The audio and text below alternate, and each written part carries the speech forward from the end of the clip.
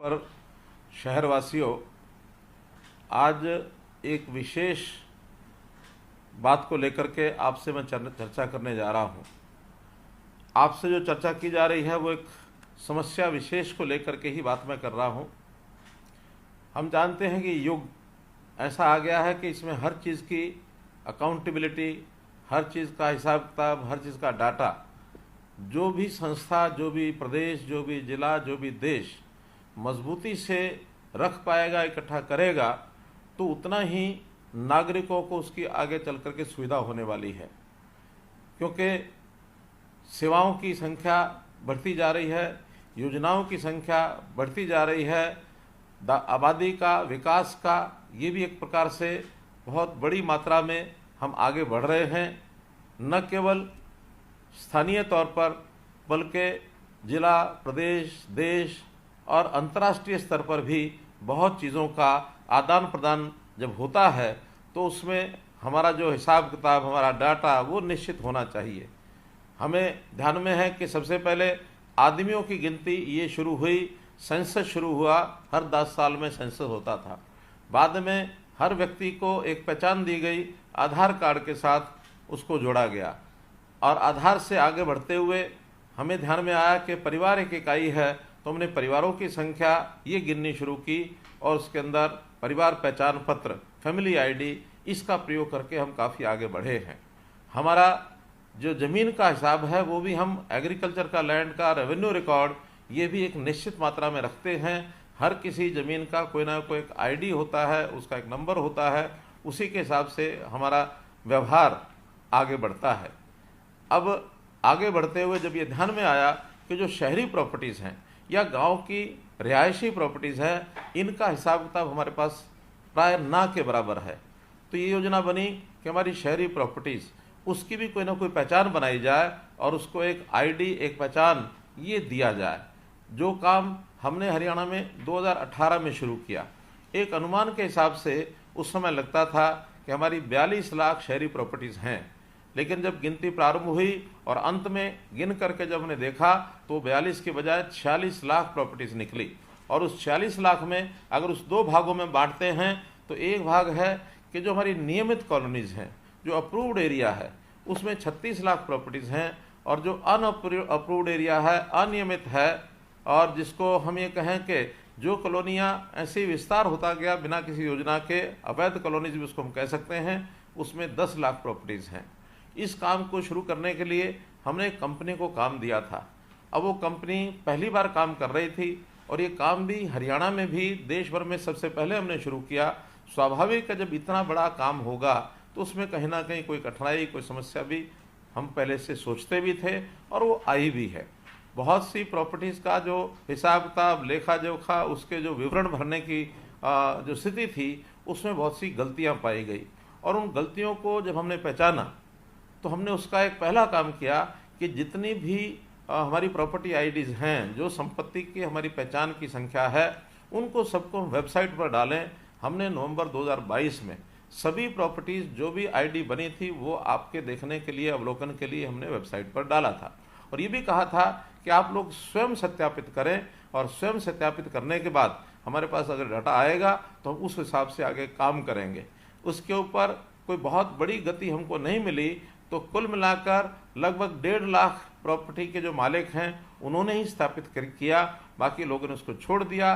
बल्कि हाँ, जिनकी गलत प्रॉपर्टी थी उनकी शिकायतें, उनकी आपत्तियां ये दर्ज होने लगी, तो उसमें भी बड़ी संख्या में लगभग 8.5 लाख, अगर ठीक मैं कहूँ तो 8,49,000 ये आपत्तियां हमारे पास आई। और उस 8,49,000 में से हमारे डिपार्टमेंट ने 5,77,000 आपत्तियों को और ठीक किया। और इन ठीक करने के बाद उस समय एक प्रावधान किया कि जिसमें विवरण ठीक नहीं है उसको रिजेक्ट करते थे। बाद में ध्यान में आया कि रिजेक्ट करने से भी समस्या का हल नहीं होगा। हमने उसके बाद उसको वापस आपके पास भेजना शुरू किया कि आप उस विवरण को ठीक करें। अब आगे से किसी प्रकार का रिजेक्शन नहीं होगा, जो भी आपत्ति होगी ठीक होगी तो उसको अप्रूव किया जाएगा। अगर आपत्ति ठीक नहीं है और आपकी ओर से कोई उसमें जानकारियां कम दी गई हैं तो आपको वापस भेजा जाएगा, ताकि आप उसको ठीक करके दोबारा से भेजें। अब ये जब शिकायतें बढ़ी तो हमने उसके लिए एक और विशेष काम किया कि कैंप्स लगाने शुरू किए। और अभी पिछले दिनों में शनिवार और रविवार के दिन 2 दिन के जो कैंप लगाए थे उसके अंदर भी 20,000 से लगभग ये शिकायतें हमको प्राप्त हुई। लेकिन प्रसन्नता की बात यह है कि उन 20,000 में से हमारे विभाग के लोगों ने उसी समय हल की, धीरे धीरे 3 दिन में 4 दिन में और भी जो संभावना थी हल करने की वो सब की, और 19,000 लोगों की आपत्तियां और उसके अंदर ठीक हुई हैं। जहाँ तक मैं समझता हूँ आप सब लोगों को भी जो हमारे साथ टेलीफोन से जुड़े हुए हैं, मेरी बात को वैसे तो सभी नागरिक सुन रहे हैं, लेकिन टेलीफोन से भी उन 19,000 लोगों को जोड़ा गया है जिनसे बाद में मैं बातचीत करके भी और आपसे जानकारी लूँगा। तो इस प्रकार इस काम को जब ध्यान में आया कि एक बहुत बड़ी त्रुटि रही है तो मैंने स्वयं उसको निगरानी करनी शुरू की है, और स्वयं निगरानी करने के बाद एक संकल्प लिया है कि आने वाले 1 महीने में हम कोशिश करेंगे कि अधिक से अधिक कैंप लगाकर, अधिक से अधिक ऑनलाइन सिस्टम को आपसे जानकारी लेकर, और हम इन आपत्तियों को दूर करके और आपका जो आईडी है, प्रॉपर्टी आईडी है, उसको दुरुस्त करेंगे। प्रॉपर्टी आईडी से हमारी प्रॉपर्टी की पहचान बनेगी। वो प्रॉपर्टी, वो संपत्ति चाहे वैध कॉलोनी में है चाहे अवैध कॉलोनी में है, हर प्रॉपर्टी को एक नंबर मिलेगा। कोई भी व्यक्ति को ये नहीं कहा जाएगा कि आपकी कॉलोनी अवैध कॉलोनी इसलिए प्रॉपर्टी आईडी नहीं बनेगी। प्रॉपर्टी आईडी हर एक की बनेगी। कोई मकान अगर कई मंजिला भी है तो हर मंजिल की भी अलग प्रॉपर्टी आईडी होगी। जिसका मालिक अलग है उसकी प्रॉपर्टी आईडी भी अलग होगी। यदि कोई प्रॉपर्टी बट जाती है, उसको 2 भागों में बांटते हैं, तो उसकी प्रॉपर्टी भी 2 हिस्सों में और ये बनाई जाएगी। आगे तो विचार कर रहे हैं कि जब भी कोई नई कॉलोनी बनती है, चाहे हमारा डिपार्टमेंट शहरी विकास, हमारा जो प्राधिकरण है हरियाणा HSVP, तो ऐसा जो HSVP के सेक्टर बनेंगे, प्रारंभ में भले ही उनके एकड़्स, जब रॉ लैंड है तो उनके एकड़ के नंबर होंगे, उसका किला नंबर होगा, उसका एक एरिया होगा, लेकिन जब प्लॉट काट करके बेचने होंगे उनको, तो वो प्लॉट काट के तभी बेच पाएंगे जब हर प्लॉट की पहले से प्रॉपर्टी आईडी बना लेंगे। इसी प्रकार कोई डेवलपर भी अगर मकान बना करके बेचेगा तो बेचने से पहले जितने मकान बने हैं उन क्रमांक के हिसाब से उसकी प्रॉपर्टी आईडी पहले बनाएगा। बाद में अगर किसी को बेचता है तो बेचने के बाद जो ओनरशिप जिसकी होगी उसका नाम उसमें बदल जाएगा। इसको बहुत स्मूथ एक सिस्टम बनाने वाले हैं। रेवेन्यू रिकॉर्ड के साथ भी इसको जोड़ेंगे। प्रॉपर्टी आईडी को खरीदार और बेचने वाला जब तहसील के अंदर जाएगा उसके साथ भी इसको जोड़ेंगे, ताकि आपकी आने वाली कठिनाइयाँ, जो आज तक कभी भी कोई भी व्यक्ति झगड़ा कर बैठता था कि ये प्रॉपर्टी मेरी है, ये उसकी है, कभी भी कोई अपने प्लॉट के एरिया के बाद एनक्रोचमेंट भी करता था, पड़ोसी शिकायत करता था, कभी हमारी ज़मीन पर दूसरा आदमी कब्जा कर लेता था, बाद में उसकी निशानदेही करानी पड़ती थी, तो बहुत से झगड़े और इसमें से उत्पन्न होते थे। अगर एक जानकारी मैं आपको दूं तो आज के समय में अगर हम अपने न्यायालयों की जांच करें, जितने भी झगड़ों की संख्या है उसमें सबसे ज़्यादा झगड़े, सबसे ज़्यादा लिटिगेशन ज़मीनों के विषयों को लेकर के हैं। तो हमारा अगला जो लक्ष्य है, अपना टारगेट है, उसमें ज़मीनों के झगड़े, चाहे वो रिहायशी जगह के हों, चाहे वो हमारे औद्योगिक प्लॉट्स के हों, चाहे हमारे एग्रीकल्चर लैंड के हों, ज़मीनों के झगड़े कैसे समाप्त हों, या उस ज़मीन में कभी भी हमको अपनी पैतृक संपत्ति के बंटवारे के नाते भी जो समस्याएं आती हैं उन समस्याओं को हम कैसे समाप्त करें। इसके लिए बहुत बड़ा एक काम है जिसको हमने करने के लिए साथ लिया है। हरसक जैसी जो हमारी ऑर्गेनाइजेशन है वो भी इसमें काम कर रही है। शहरों में ही नहीं तो हम ये गाँव में भी कर रहे हैं। गांव में जैसा हमको पता होगा कि लाल डोरा के अंदर पहले रजिस्ट्रियाँ नहीं होती थी, अब हमने लाल डोरा में भी रजिस्ट्री कराने के लिए और रेवेन्यू डिपार्टमेंट को कहा है, राजस्व विभाग को, कि वो भी सबकी रजिस्ट्रियाँ करके दें, ताकि उस लाल डोरा क्षेत्र के अंदर भी हम उसके मालिक बन सकें, रजिस्ट्री हमारे हाथ में आ जाए। तो रजिस्ट्री जब हमारे हाथ में होगी निश्चित रूप से ही हम उसके एक मालिक बन जाएंगे, और मालिक बनने के बाद किसी को भी बेच सकते हैं, उसकी कीमत भी अच्छी मिलेगी। हमको बैंक से भी कहीं लोन लेना है तो लोन भी लिया जा सकता है। तो इस प्रकार से ये जो विषय है ये शुद्ध एक प्रकार का टेक्नोलॉजी के ऊपर आधारित एक गवर्नेंस का एक विषय है। जो आज तक काम मैनुअल काम होते थे, मानवीय हस्तक्षेप से होते थे, उसमें बहुत सा भ्रष्टाचार भी चलता था, अब धीरे धीरे उसको सबको समाप्त करेंगे। मैं फिर से वही बता रहा हूँ आपको कि इस सारे विषय में कठिनाइयाँ बहुत आएंगी, उन कठिनाइयों को दूर करने का काम हमारा है। हमने ये संकल्प लिया है कि जब तक एक एक चीज़, एक एक कठिनाई इसकी दूर नहीं हो जाती है, तब तक मैं स्वयं इसको मॉनिटर करूंगा और आखिरी दम तक मॉनिटर करूंगा। मैं आपको विश्वास दिलाता हूं कि जो संपत्ति आपकी है उसका 1 इंच ज़मीन का भी आपको कहीं नुकसान नहीं होगा। आपकी संपत्ति आपको मिलेगी, आप उसके मालिकाना हक उसका लेके रहेंगे। और इस नाते से इस काम को आगे बढ़ाने में यदि कोई आपको कठिनाई भी हुई है तो मैं समझता हूं कि नया जब काम होता है तो उस नए काम के करने में स्वाभाविक है कुछ ना कुछ कठिनाइयाँ, चाहे वो विभाग हो चाहे आप और हम हो, कहीं ना कहीं कमी उसमें कठिनाई रह जाती है। तो इस कठिनाई कमी को दूर करने के लिए हमने ये जो प्रॉपर्टी आईडी का विषय शुरू कराया है, हरियाणा के सभी 88 शहरों में इसके कैंप लगाए जाएंगे। जितने कैंप में आप लोगों को जो सुविधा मिली है, बहुत अच्छा परिणाम निकला है कि इन 2 दिनों में 20,000 प्रॉपर्टीज़ की शिकायतें हमको मिली, जिसमें से विभाग ने 19,000 प्रॉपर्टीज़ का रिजॉल्व कर दिया, हल निकाल दिया। 1,000 मात्र बची हैं। हो सकता है उस 1,000 में कोई कमी रही हो, कोई डॉक्यूमेंट की कमी है, वो भी सब आपको यानी एक प्रकार से बताया जाएगा। जो काम आपके करने का आप करें। एक विभाग को मैं ज़रूर निवेदन कर रहा हूँ कि हम जब किसी प्रॉपर्टी आईडी के बाद उसका आगे एनओसी या एनडीसी नो ड्यूज सर्टिफिकेट लेना होता है, उसमें कौन कौन से डॉक्यूमेंट हमको चाहिए उसका सबका एक लिस्ट हम अपने सभी जितने कार्यालय हैं स्थानीय निकाय के, उन सब में चिपका कर रखें। आम आदमी को भी पता होना चाहिए कि एनडीसी लेने के लिए मुझे कौन कौन से डॉक्यूमेंट चाहिए। ऐसे ही तहसीलों में रजिस्ट्री कराते समय भी कौन कौन से डॉक्यूमेंट की आवश्यकता पड़ेगी, वो सारे भी वहाँ हम राजस्व विभाग के माध्यम से वहाँ चिपका के रखेंगे, ताकि लोगों को पता लगे कि इस डॉक्यूमेंट के कारण से मेरी रजिस्ट्री रुकेगी।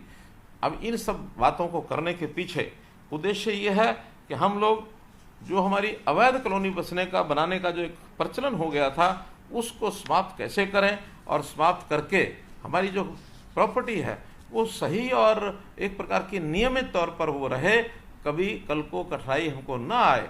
अनियमित कॉलोनियों का प्रचलन बंद करने के लिए हमें थोड़ी सख्ती भी करनी पड़ी है कि अनियमित क्षेत्र के अंदर अब रजिस्ट्रियाँ बंद करनी पड़ी। रजिस्ट्री बंद करने के बाद अब ये भी अच्छा लग रहा है कि अब अनियमित कॉलोनियाँ यानी प्राय आगे नहीं बढ़ रही हैं। हाँ, पिछली जो अनियमित कॉलोनियाँ हैं उनको नियमित करने का भी हमने एक अभियान चलाया है, चाहे हमारा स्थानीय निकाय विभाग हो अथवा टाउन कंट्री प्लानिंग हो। अभी तक 2000 कॉलोनियों की और नियमित करने के प्रार्थना पत्र ये हमको मिल चुके हैं। इन 2000 में हमारा स्टाफ, हमारे इंजीनियर्स सब उसके अंदर अप्रूव करने के लिए उसका सर्वे कर रहे हैं। और बहुत जल्दी, जैसे हमने 2016 में लगभग 700 के आसपास कॉलोनीज़ को अप्रूव किया था, ऐसे ही इस वर्ष में 1000 से ऊपर कॉलोनीज़ ज़रूर नियमित होंगी। धीरे धीरे अब जैसे जैसे नियम उनका सर्वे होता जाएगा, सर्वे के बाद हम सब कॉलोनी को अप्रूव करेंगे। अभी तक एक शर्त थी कि हर कॉलोनी जिसको नियमित करना है उसका RWA का कोई ना कोई स्वरूप होना चाहिए। आज से मैं ये घोषणा करता हूँ कि हम RWAs की आवश्यकता नहीं रहेगी। कॉलोनी का यदि एक व्यक्ति भी और कोई आकर के अपनी एप्लीकेशन देता है कि हमारी कॉलोनी अनअप्रूव्ड है, उसको अप्रूव किया जाए, उसका भी सर्वे कराया जाएगा और सर्वे करा करके और हम आगे बढ़ेंगे। इन सब बातों को करते समय एक बात ज़रूर आपको मैं कहना चाहूँगा कि कई बार इस प्रोसेस में गलती हो जाती है। गलती होना कई बार मनुष्य के हाथ में नहीं होता, लेकिन गलती और गलत इसमें बहुत थोड़ा अंतर है। गलती और गलत में भले ही ई की मात्रा का अंतर है, लेकिन इसके अंदर बड़ा जो अंतर होता है वो होता नियत का। हमारी नियत गलत करने की नहीं है। हम किसी भी तरीके से हम आपको सुविधा पहुंचाने के लिए ये सब काम कर रहे हैं और इस पर काम करते हुए पूरी निगरानी से इस काम को किया जाएगा। अभी विश्लेषण करते समय ध्यान में आया कि बहुत से प्रॉपर्टी होल्डर्स जो उन्होंने अपना रिकॉर्ड दिया हुआ है म्यूनसिपैलिटीज़ में, वहाँ उनका एड्रेस, नाम, पिता का नाम ये तो हैं, लेकिन कईयों में फ़ोन नंबर्स नहीं हैं। मैंने आज ही विभाग को निर्देशित किया है कि फ़ोन नंबर इकट्ठा करने के लिए जहाँ जहाँ नहीं है वहाँ घर में जा कर के उनके चाहे फ़ोन नंबर लेकर के आएँ, चाहे फैमिली आईडी लेकर के आएँ, लेकिन एक बड़ी फोर्स लगभग 1000 आदमियों की अगले 1 महीना काम करके और ऐसे जिनके फ़ोन नंबर्स नहीं हैं उनका घर घर जाके सर्वे करके उनको फ़ोन नंबर्स लाएंगे, ताकि आपको इन सब कामों के लिए आगे कोई भी चीज़ कठिनाई उसमें ना आए। तो इस प्रकार से इस काम को करने में हम लोग आगे बढ़ें और मैं समझता हूँ कि एक बड़ी समस्या को झेलते हुए, इसका हल करते हुए हम भी आगे बढ़ रहे हैं। 1 महीने के बाद ये सब समस्याएं हल हो जाएंगी, ताकि जिस व्यक्ति की प्रॉपर्टी आईडी नहीं बनी है प्रॉपर्टी आईडी बन जाए, और जिसकी आईडी बन गई है उसको अगर कहीं उस ज़मीन का व्यवहार करना है, बेचना खरीदना है, तो उसको एनडीसी का एक सर्टिफिकेट मिल जाए। टाउन कंट्री प्लानिंग से जब कॉलोनी हमारी अप्रूव हो जाएगी तो उनको एनओसी मिल जाए, तो एनओसी एनडीसी मिलने के बाद हम अपनी ज़मीन का व्यवहार कर पाएंगे। तो भले ही आज तक इन चीज़ों का ध्यान नहीं किया गया था, लेकिन बदलते हुए इस युग में हमें जैसे हर एक चीज़ को बहुत एक सिस्टमेटिक करना है, ताकि आने वाली पीढ़ी को भी हमारी इस प्रॉपर्टी के कारण से जो कठिनाइयाँ हमें आ रही हैं वो उनको ना आए। इस उद्देश्य को लेकर के इस काम को हम कर रहे हैं। आपके सामने एक विषय रखा, आपने इसको सुना। बहुत बहुत धन्यवाद, बहुत बहुत आभार।